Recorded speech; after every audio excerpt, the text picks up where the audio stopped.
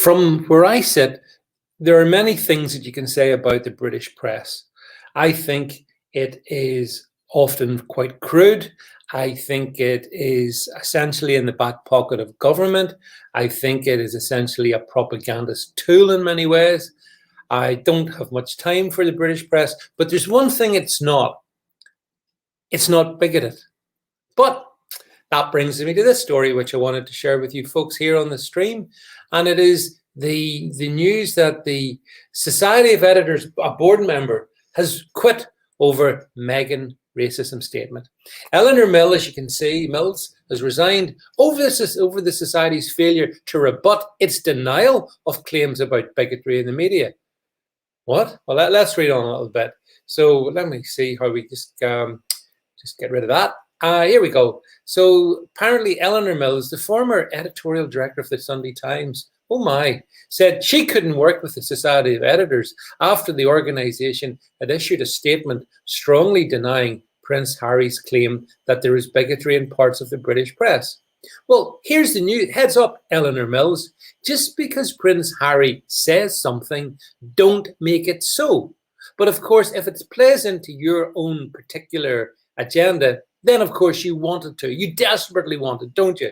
And of course, we read on, in the subsequent backlash, hundreds of British journalists signed an open letter insisting racism was prevalent in newsrooms. Come on, does anyone believe this? Of course not. Number one, if there is evidence of racism, actual evidence, rather than you just lying quietly in your bedroom at night crying about it, then that would be illegal and unlawful, and there would be prosecution involved.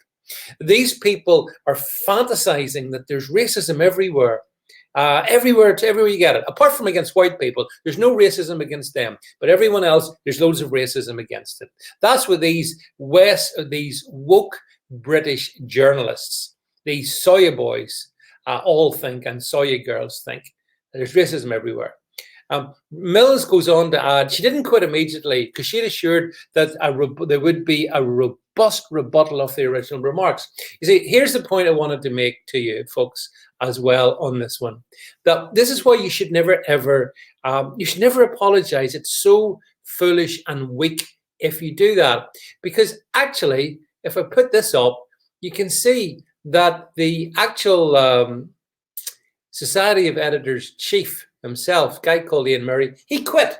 This guy stepped down from his job. He lost his job for the crime, the unspeakable crime of saying that the British media, the British press in particular, was not bigoted and racist.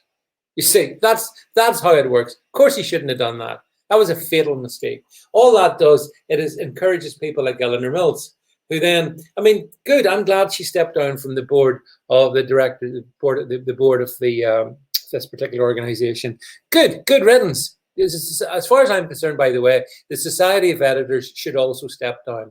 I'm not sure what particular purpose it has, because it won't even defend itself. The purpose of the Society of Editors, if Eleanor Mills and her ilk have the way, is to just essentially undermine itself by saying, yeah, we're all bigots, oh, we're all racist, we have to fight this for the sake of Harry, for the sake of Meghan. We have to completely betray our integrity, because even though we're not bigoted, we could be, if only we could find a way of proving it. But we can't, and therefore we're not. So Ian Murray shouldn't have quit, in my opinion. It just encourages people like this lady, Eleanor Mills.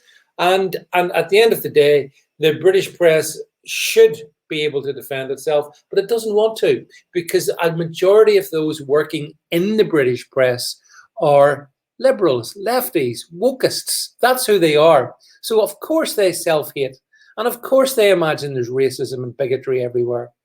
Prince Harry was wrong. Meghan Markle was wrong. Ian Murray should not have resigned. The Society of Editors should have held a party to celebrate the departure of the lady concerned, Eleanor Mills. Should have had a party to say, bye, Eleanor. You go and do your own thing if you're not happy. We're standing up for British journalism. But of course, this organization prostrates itself on the high altar of wokeism. and therefore it wants to hate itself. It wants to imagine all these terrible canards against the standards of the British press. You know, in the UK, we have laws that actively stop people being discriminated against on the basis of race, or excuse me, or religion or sexual persuasion. You cannot lawfully discriminate against anyone in this country. So I'm afraid all the provision is already there. I believe the UK to be much less bigoted than many other countries around the world, actually. But that's immaterial to wokeists. They continually want to hate us, and therefore the more they are indulged and accommodated and tolerated, then the worse they become. That's why we really have to stand up and say enough when it comes to these people. Well, that's what I think, but what do you think? Do drop me a comment and let me know in the description below, and we'll speak really soon.